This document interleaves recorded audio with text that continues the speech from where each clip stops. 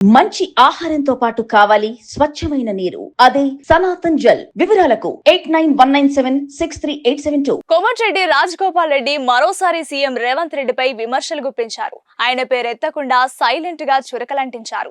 Social media వేదికగా CM Revanth Reddy వ్యాఖ్యలను ఖండించారు. తెలంగాణ ముఖ్యమంత్రి రేవంత్ రెడ్డి తాజాగా సోషల్ మీడియా, డిజిటల్ మీడియా జర్నలిస్టులపై తీవ్ర వ్యాఖ్యలు చేశారు.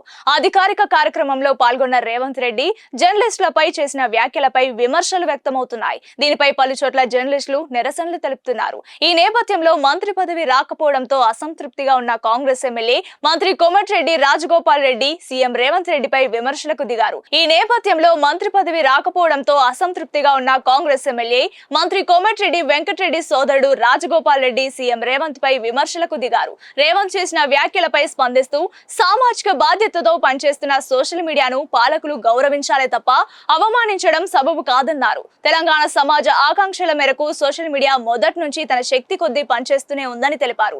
నిబద్ధతతో పనిచేసే సోషల్ మీడియా జర్నలిస్టులకు తన మద్దతు ఎప్పుడూ ఉంటుందన్నారు. అలాగే సోషల్ మీడియా జర్నలిస్టులను దూరం పెట్టాలంటూ ప్రధాన మీడియా వారిని ఎగదొయ్యడం, ముమ్మాటికి విభజించి పాలించడమే అంటూ రేవంత్ రెడ్డిపై సంచలన వ్యాఖ్యలు చేశారు.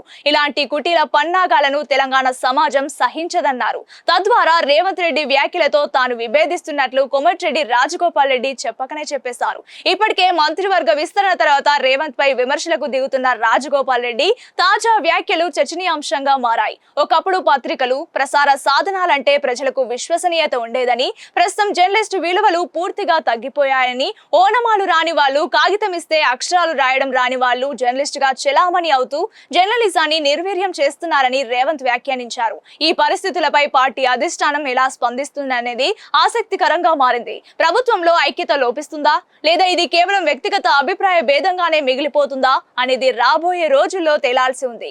ఈ పరిణామాలు తెలంగాణ రాజకీయాల్లో ఎలాంటి కొత్త మలుపులు పలుకుతాయో చూడాలి.